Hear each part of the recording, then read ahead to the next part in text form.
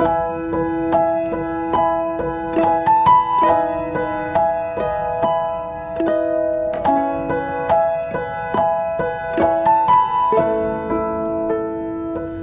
terima kasih kalau siang ini kami mau mendengar pesanmu, biar itu menjadi rema kekuatan kami, supaya kami hari-hari ini nggak mau jadi orang yang digoncangkan pada saat ada goncangan Tuhan.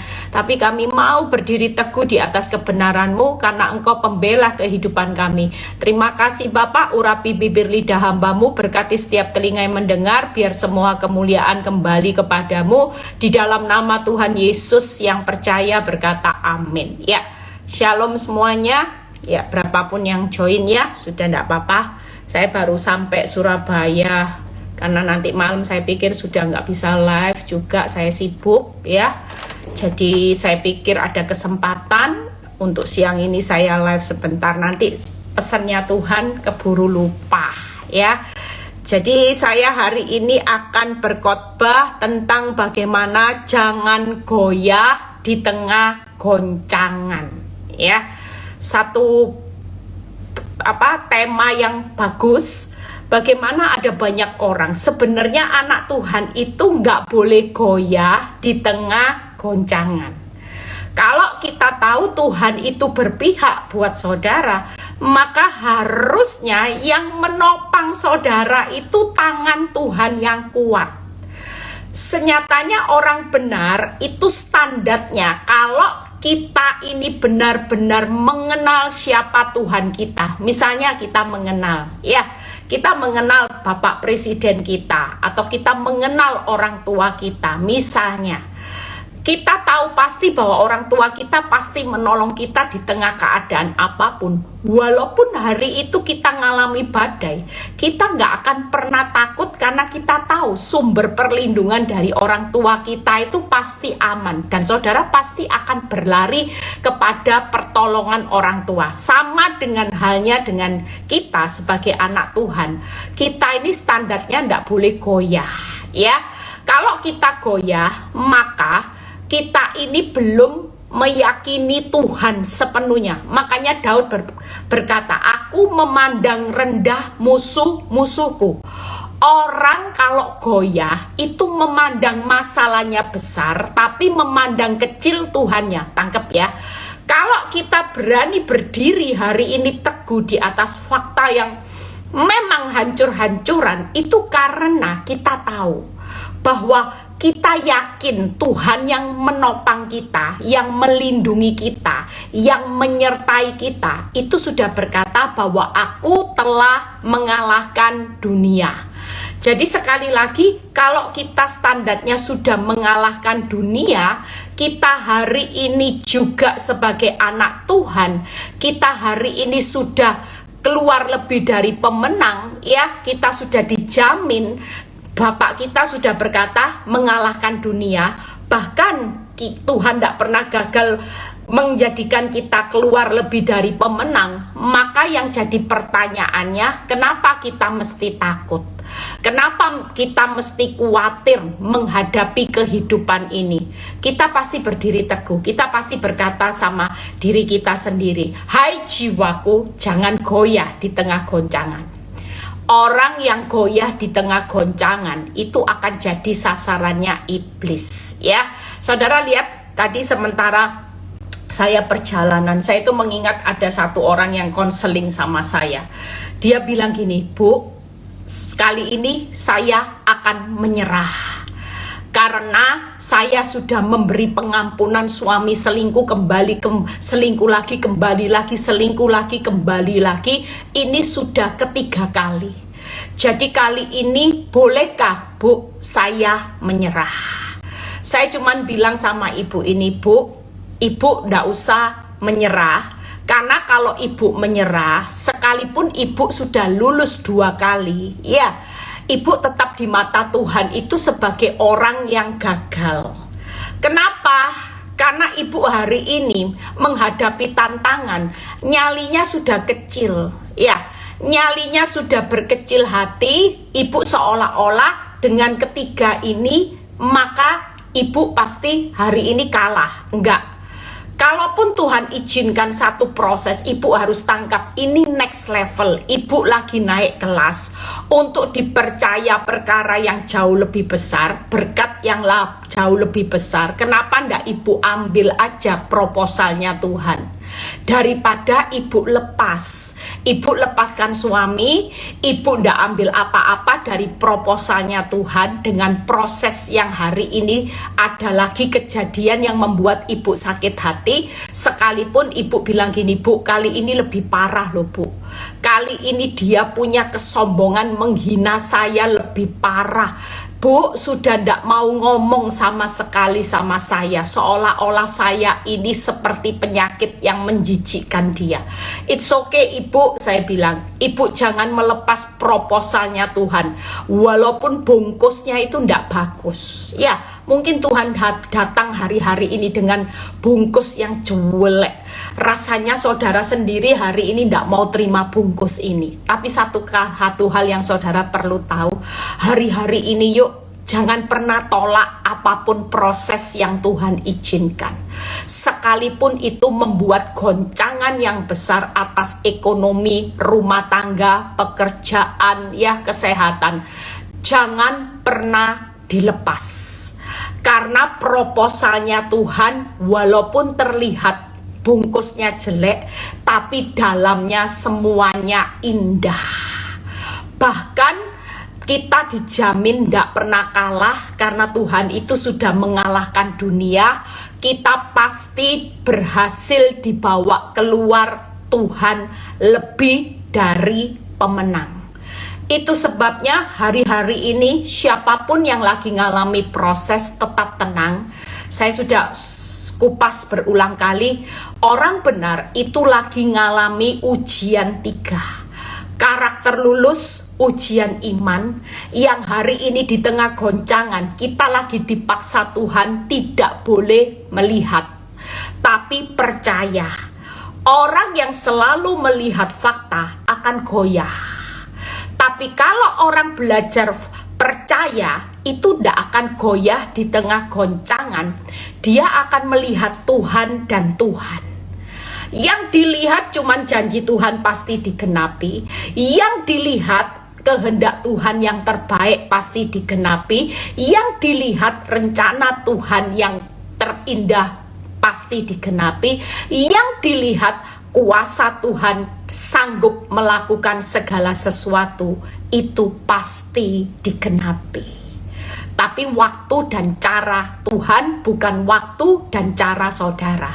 Hari ini Tuhan paksa kita ya untuk menikmati proses karena Tuhan suka proses. Nah, ayatnya dimana kalau saudara baca ujian orang benar 3 itu di Daniel 12 ayat 10, kita baca dulu.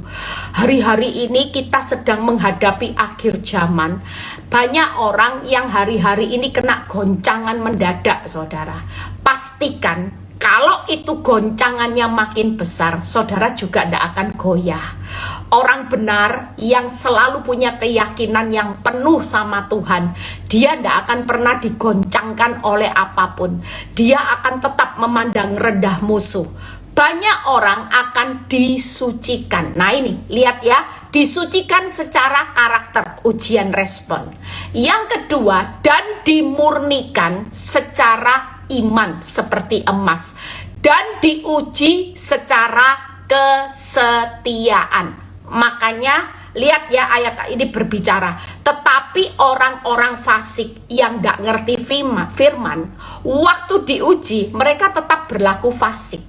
Mereka marah sama Tuhan, mereka lari dari prosesnya Tuhan, mereka ambil jalan pintas, mereka ambil jalan dunia, jalan hidupnya sendiri. Sementara kalau kita ambil jalan hidup kita sendiri, kita ini tidak tahu jalan hidup kita. Kenapa kita tidak masuk aja dalam dapur api seperti Sadra, Mesa, Abednego? Karena Tuhan siang ini berkata, nak, seburuk-buruknya orang benar tidak akan pernah hancur, karena aku tahu jalan hidup orang benar dan aku sudah pegang kendali hidup orang benar dari awal sampai akhir. Sekalipun engkau berteriak minta api dikecilkan, tapi malah diperbesar. Tidak perlu takut, di tengah api yang besar, malaikat dan kuasaku tetap ada seperti Sadra, Mesah, Abednego. Kalau saudara baca, tidak ada loh yang terbakar satupun. Hebatnya logika. Api aja membakar orang di samping-samping yang mengusung Sadra, Mesah, Abednego mati, saudara. Tapi Sadra, Mesah, Abednego bukan hanya berjalan di tepi, berjalannya masuk dalam proses. Kira-kira logika, yang di tepi aja kena apinya mati, ini masuk. Orang mungkin berpikir kalau masuk ya jadi dendeng, ya dendeng sapi, saudara. Wong berjalan di pinggirnya aja mati, ini saking panasnya, ini masuk, saudara. Harus masuk di dalam perapian. Kira-kira pikiran saudara, saya pasti keluar jadi dendeng asap atau nggak berbentuk? Pasti, saudara, 7 kali lipat. Tapi Tuhan membuktikan enggak? Kuasanya ada di dalam dapur api. Ada malaikat bukan 3 tapi 4 yang berjalan di dalam dapur api. Artinya hari ini jangan pernah lari dari prosesnya Tuhan. Sekalipun goncangannya besar, saudara tidak boleh goyah. Lihat ya, banyak orang akan dimurnikan dan diuji kesetiaannya. Orang fasik akan berlaku fasik. Tidak seorang pun dari orang fasik akan memahaminya, tetapi orang-orang bijaksana akan memahami. Saudara dan saya pastikan kita sebagai orang bijaksana yang sudah tahu firman, ya. Apalagi siang ini saya sudah ngomong, jangan goyah di tengah goncangan. Kalaupun Tuhan bilang gini, nak, kamu gak bisa lari, gak bisa mengubah keputusanku walaupun kamu sudah berdoa. Mungkin Sadra, Mesah, Abednego sudah berdoa, please Tuhan, dapur api ini jangan pernah Tuhan, aku harus masuk, bayangin jadi apa. Tapi Tuhan tetap berkata hari ini, siang ini, jangan takut goncangannya tambah besar 7 kali lipat, ya. Umpamanya gempa bumi itu skalanya jauh lebih besar. Secara akal, menurut pemikiran orang, skala tertentu hidup kita pasti hancur. Tapi siang ini Tuhan berkata, jangan goyah aja. Percayalah, engkau sebagai orang bijaksana mengerti. Goncangan ini menggoncangkan hidupmu hanya sesaat. Tapi setelah engkau keluar dari proses goncangan ini, hidupmu gak akan pernah hancur seperti Sadra, Mesah, Abednego, tapi justru gak ada kerugian. Malah aku kembalikan, berikan upah atas orang bijaksana, yaitu hidupmu akan aku angkat tinggi-tinggi seperti di Daniel 3 ayat 30, bahkan kemuliaanku nanti jauh lebih besar. 3 hal ini yang diuji. Yang pertama, disucikan karakter, dimurnikan secara iman timbul seperti emas, diuji level yang terakhir, kesetiaan. Orang benar yang paling sulit ini diuji di level kesetiaan. Orang kalau hari ini ikut Tuhan masih ada untung rugi, tidak mungkin level ini berhasil. Karena orang kalau mau setia sama Tuhan Yesus, cuman ingatannya gini, Yesus setia dan taat sampai mati buat saudara dan saya. Hari ini pertanyaannya gini, maukah saudara setia juga taat sampai akhir hidupmu, bukan mati di kayu salib, matinya tetap mati normal, masuk lubang kubur, tidak usah disalib, tapi tetap setia. Artinya gini, kalaupun aku tidak beri pertolongan dalam hidupmu, engkau sudah baik, engkau sudah melakukan yang terbaik mengampuni suamimu, tapi suamimu tambah parah, tambah tidak pulang rumah. Maukah engkau tetap setia kepada suamimu sampai standar pernikahan, maut yang bisa memisahkan? Mungkin kita berkata, Tuhan, lah saya menikah ini kan ya kepingin dapat kasih sayang toh Tuhan. Lah kok hasilnya seperti ini. Tapi sekali lagi Tuhan cuman berkata, nggak apa-apa.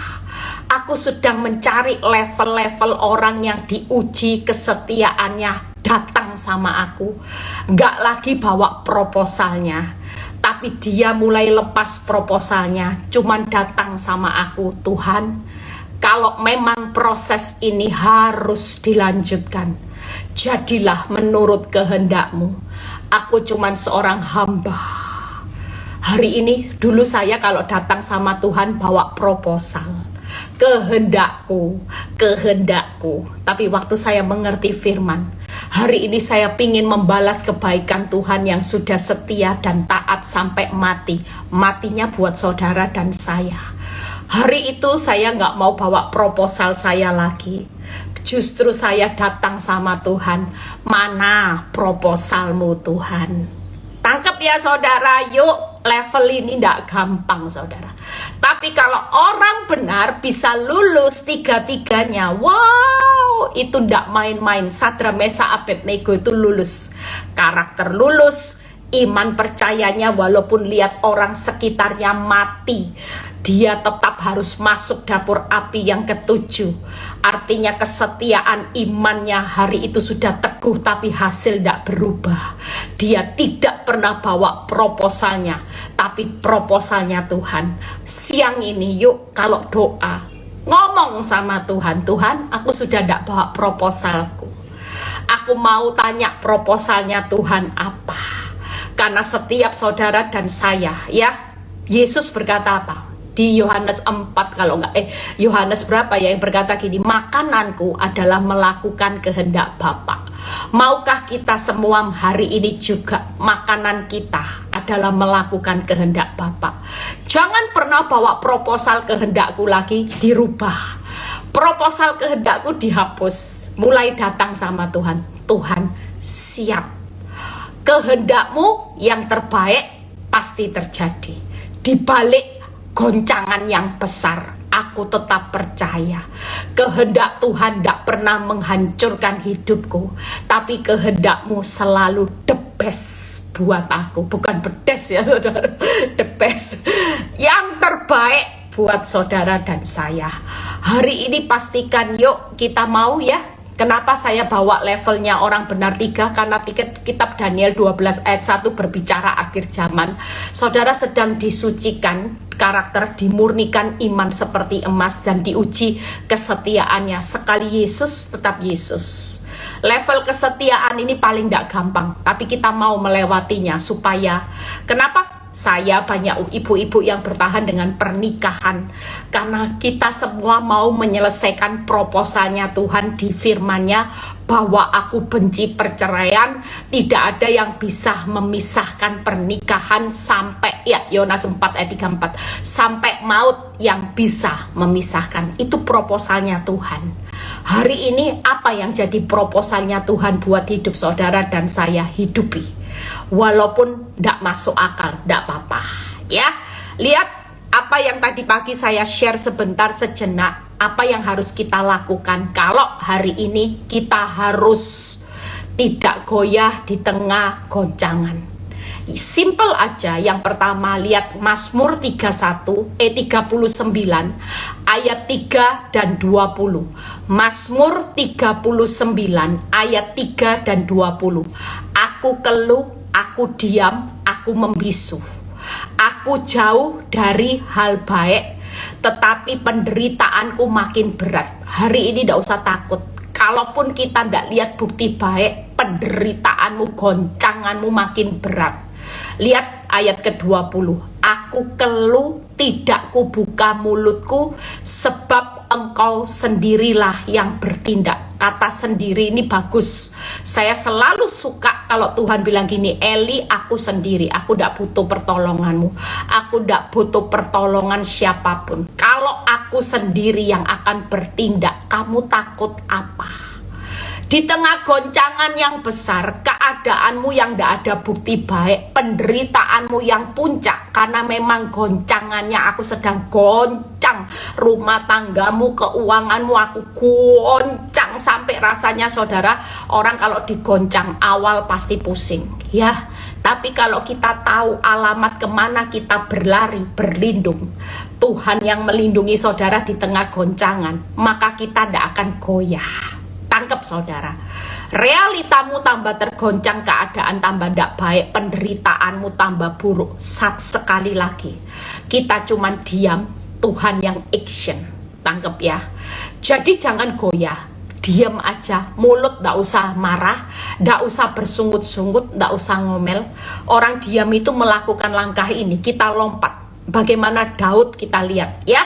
Jadi bisu, diam, aku keluh, ndak buka mulutku apa-apa. Artinya waktu kita tergoncang, kita pasti bengong. Jujur, kalau orang ngalami petir tiba-tiba, ya, seperti orang misalnya tiba-tiba ada berita buruk, ya. Kemarin lucu, saya khotbah di salah satu tempat. Tiba-tiba setelah selesai khotbah, seorang ibu itu nyamperin saya. Saya itu ndak pernah ketemu ibu ini, tapi dia setelah khotbah dia bilang, Bu, pertama kali saya minta maaf terlebih dahulu. Hah? Ibu kapan ketemu saya? Enggak, ini pertama kali. Tapi sekali lagi maafkan saya ya Bu, maafkan saya. Kenapa Ibu? Saya bilang gitu. Ibu tahu? Tahun berapa? Dia sebut beberapa tahun yang lalu. Saya ngalami goncangan yang enggak masuk akal. Tiba-tiba anaknya yang sudah universitas, umur 23 atau 21, itu meninggal dunia. Waktu itu meninggal dunia, kondisi saya ini bukan baik-baik Bu. Sudah jatuh ketimpa tangga, suami saya juga error, selingkuh. Ini belum selesai, tiba-tiba saya dikabari anak saya meninggal dunia. Bu, bagaimana? Saya bukan orang yang jahat, saya bukan orang yang tidak baik, saya juga melayani Tuhan. Bu, tidak masuk akal. Hari itu saya duduk di depan TV, saya buka YouTube-nya orang-orang khotbah. Saya buka khotbah Ibu Eli tentang bisu tuli. Hari itu saya ambil batu Bu, saya lempar itu TV sampai hancur karena saya lempar wajah Ibu yang berkata bisu tuli di tengah penderitaan. Karena kepadamu ya Allah aku berharap. Dalam hati saya Bu, tidak apa-apa untuk bukan fisik saya Bu. Kalau fisik saya dilempar batu ini, muka saya mau jadi apa? Ibu, dia bilang, iya makanya saya minta maaf Bu. Ibu tahu TV saya yang besar itu hancur, remuk Bu. Untung ini bukan muka saya. Kalau muka saya ya pasti hancur. Iya Bu, saya lempar itu sekeras-kerasnya karena saya marah sama Tuhan. Di mana Tuhan pada waktu badai itu terjadi? Saya cuma ngomong, ya Tuhan tetap ada di samping Ibu. Tuhan itu tetap ada menyertai Ibu. Tapi kita tidak pernah tahu semua goncangan ini yang terjadi. Dan dia bilang gini, untung ya Bu, setelah saya marah, saya mulai menenangkan diri dan saya hari ini sudah sungguh-sungguh dalam Tuhan. Dia cerita bonus yang Tuhan berikan, anaknya yang hidup itu sudah diterima di sekolah yang terbaik di dunia. Terus dia bilang lagi, suaminya sekarang melayani Tuhan, kami sama-sama melayani Tuhan, dipromosikan pekerjaan. Terima kasih buat khotbah Ibu. Tadinya saya dilempar saudara, tapi khotbah Ibu sampai hari ini yang saya ikuti itu ternyata Bu, bener Bu, Tuhan itu tidak pernah lalai menepati janjinya. Dia tidak pernah lupa. Ya seperti Ayub, Tuhan yang memberi, Tuhan yang mengambil. Kita semua tidak tahu di area mana hari ini goncangan itu Tuhan ambil sesuatu, zona nyamanmu, mungkin rasa banggamu yang mana. Saya sembuhkan Tuhan, kita semua. Kalau dulu rasa bangga saya kepada suami. Saya punya suami yang super baik, super luar biasa, itu kebanggaan saya. Dan saya percaya hari ini yuk kita lihat. Makanya kalau kita lagi diuji 3, level kesetiaan Ibu ini lagi diuji. Sudah setia, baik ya. Level iman, mungkin ngadepi goncangan suami selingkuh, Ibu tetap setia. Tapi level setia ini tidak gampang. Waktu keadaanmu berdoa tambah buruk dan kau makin penderitaanmu makin puncak, apakah level terakhir diuji nih ibu lulus? Kalau ibu lulus ya hari ini jadinya, iya untung saya berbalik cepet bu, sehingga bener loh bu, nggak ada kerugian bu. Tuhan walaupun ambil anak saya, tapi saya percaya Tuhan punya rencana yang lebih besar. Anak saya diambil, ada maksud untuk keluarga saya jauh lebih besar. Kita percaya semuanya. Makanya orang benar, sebonyok-bonyoknya orang benar, kalau kita tetap berlindung kepada perlindungan Tuhan, saudara tidak akan bonyok. Tuhan tetap pegang kendali. Nah, lihat Mazmur 16 ayat 7-9. 3 hal aja yang saya akan bahas. Bagaimana kita hari ini menjalani hidup bersama Tuhan. Apa yang saudara lakukan supaya kita tidak goyah. Aku memuji Tuhan yang telah memberi nasihat kepadaku. Lihat ya, memuji. Ya, pada waktu malam hari-hari, hati nuraniku mengajari aku. Aku senantiasa memandang kepada Tuhan, karena Ia berdiri di sebelah kananku. Aku tidak goyah. Nah, saya tangkap rahasia Daud. Di tengah tekanan dia tidak goyah. Saya pelajari, oh ternyata Daud waktu goncangannya besar, mulutnya itu diam, keluh bisu. Dia tidak ngomel sama Tuhan, tapi dia malah memuji Tuhan. Lihat ya, karena Ia berdiri di sebelah kananku, aku tidak goyah. Sebab itu hatiku bersuka cita dan jiwaku bersorak-sorak, bahkan tubuhku diam dengan tentram. Jadi langkah yang pertama ada 3. Yuk lakukan ini hari ini. Kalau goyah, ndak usah ngikuti cara apapun. Mungkin orang berkata, ya cari bantuan manusia, ndak perlu. Hari ini ingat ya, seburuk-buruknya orang benar, Tuhan itu tahu segalanya.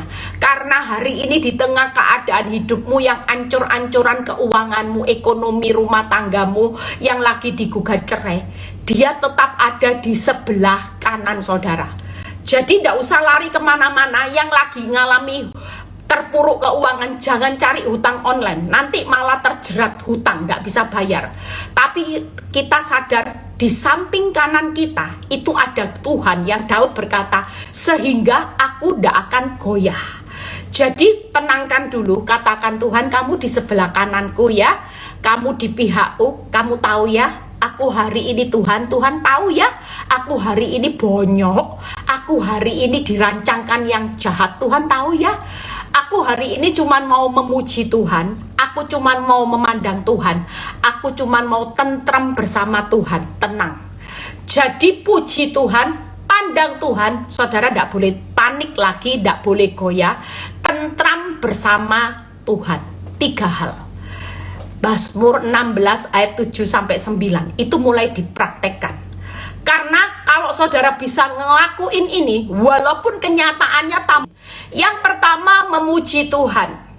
Memuji Tuhan itu sedang memuliakan Tuhan. Nah kita baca ya, ini banyak telepon masuk karena siang. Kalau siang itu lebih padat. Kalau malam jam 9 orang mungkin sudah mulai ngantuk-ngantuk. Ya maaf ya. Mazmur 71 ayat 13-14. Rahasia yang saya buka. Kalau saudara memuji Tuhan, kita lihat, biarlah mendapat malu dan menjadi habis orang-orang yang memusuhi jiwaku. Bisa ditulis Mazmur 71 ayat 13-14. Biarkah diselubungkan celah dan noda orang-orang yang mengikhtiarkan celakaku, tetapi aku senantiasa mau berharap dan menambah puji-pujian kepadamu. Jadi kalau kita lagi goyah, jangan sampai ngomel, diam aja. Daud berkata, aku mau senantiasa berharap dan makin menambah puji-pujian kepadamu. Waktu itu dilakukan, maka 3 hal. Musuh akan mendapat malu, musuh menjadi habis, musuh mendapat celah dan noda. Tangkap ya. Kita hari ini tidak usah bingung gimana caranya musuh akan dikalahkan, tidak usah. Hari ini nambah pujian aja. Waktu kita nambah pujian, memuji Tuhan, tanpa kita sadari Tuhan itu berperang untuk memalukan musuh, untuk menghabiskan musuh, untuk mendapatkan musuh itu mendapat celah dan noda. Tangkep ya, saudara bisa tangkep ya apa yang saya khotbahkan hari ini. Jadi memuji Tuhan itu ditambah, maka 3 hal akan dilakukan Tuhan. Tapi kalau tambah ngomel, tambah bersungut-sungut, tambah panjang nanti penderitaan goncangannya. Tangkep ya, putus-putus terus ya. Sudah bisa nggak putus-putus? Sudah oke semuanya? Oke, saya lanjutkan ya. Memandang Tuhan. Nah, kita lihat ayat berikutnya. Mazmur 118 ayat 6 sampai 7. Jadi sekali lagi ya, saudara tenang, jangan goyah di tengah goncangan.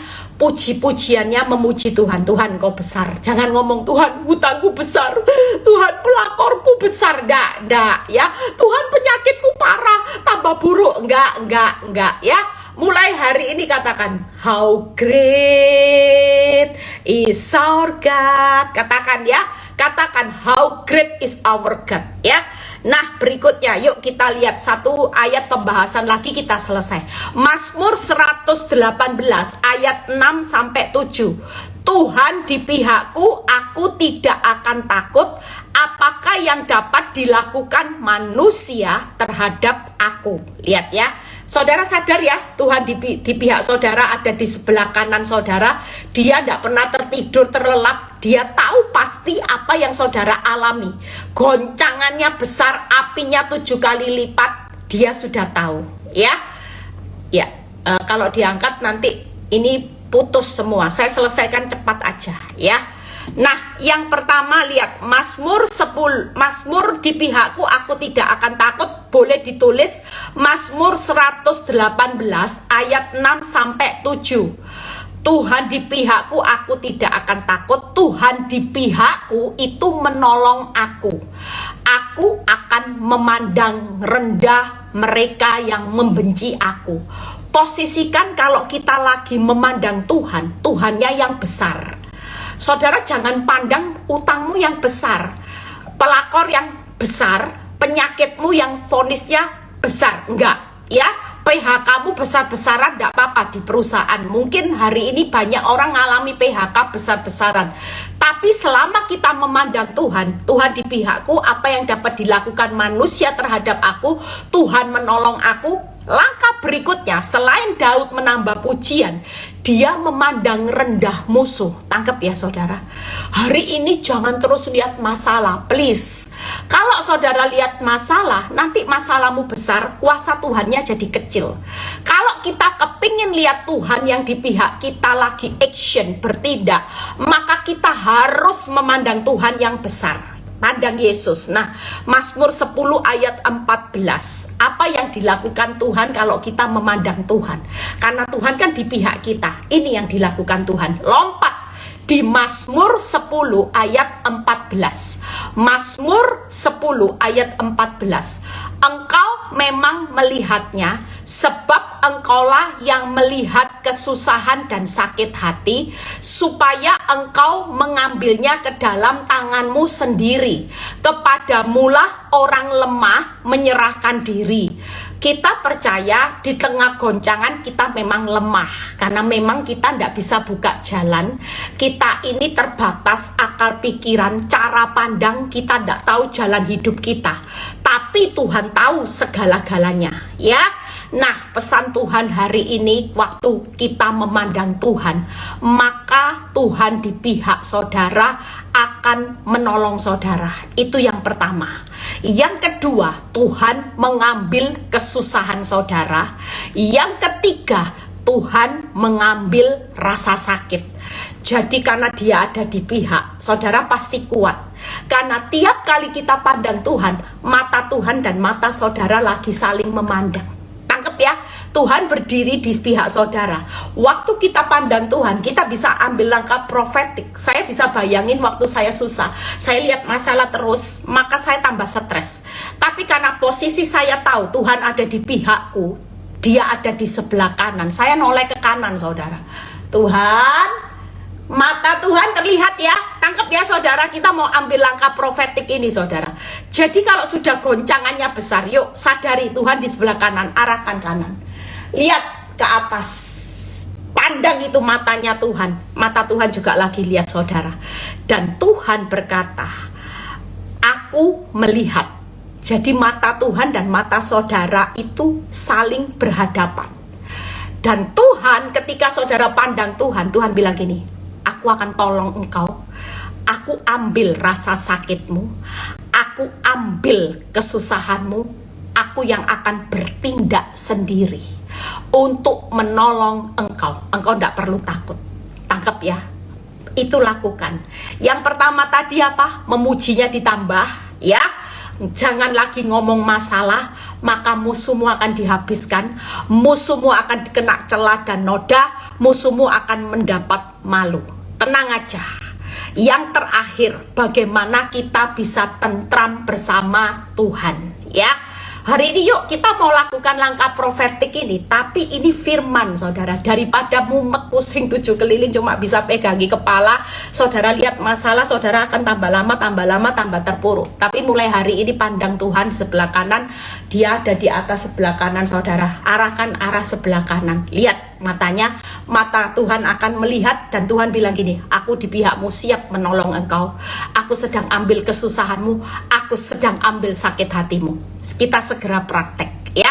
Yang terakhir, tentram bersama Tuhan. Yuk buka Mazmur 16 ayat 9 sampai 11. Mazmur 16 ayat 9 sampai 11. Jadi please jangan goyah di tengah goncangan. Makin goyah saudara tidak lihat Tuhan bertindak.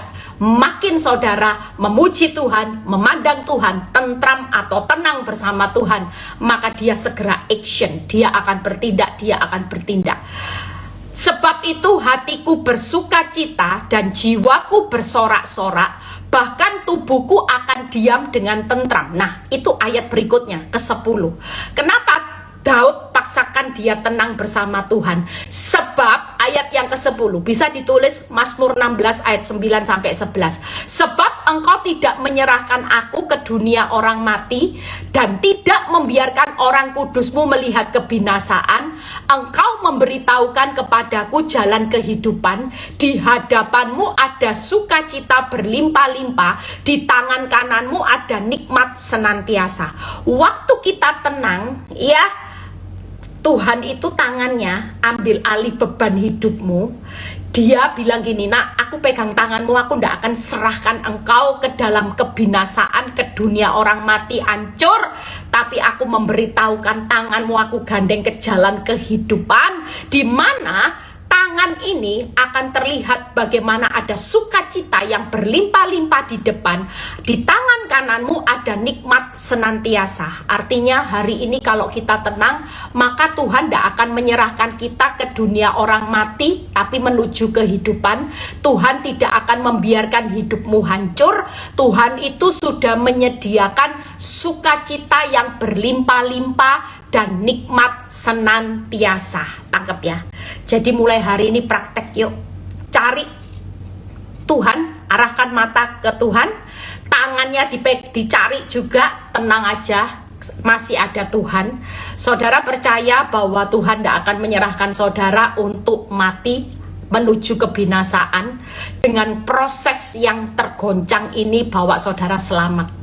Saudara juga gak akan dibiarkan hancur ya. Saudara juga akan disediakan di depan sukacita yang berlimpah-limpah ya, dan nikmatnya senantiasa. Tuhan Yesus memberkati ya. Kita percaya siang ini saya sudah selesai, sampai kayak dikejar sepur, takut lagi ada telepon saudara ya. Hari ini tetap semangat. Wow, tetap semangat. Hari ini yuk, setiap orang benar, tidak boleh goyah di tengah goncangan. Hari ini katakan haleluya, haleluya ya. Katakan aja, dalam nama Yesus, dalam nama Yesus ada kemenangan. Dalam nama Yesus, dalam nama Yesus iblis dikalahkan. Wah, waktu kita nyanyi aja, maka Tuhan itu sedang hari ini memalukan musuh saudara, musuhmu akan habis. Kalau habis itu berarti pulih saudara ya. Dan musuhmu akan mendapat celah dan noda. Yang kedua, setelah kita nyanyi kita mulai pandang arah kanan ya.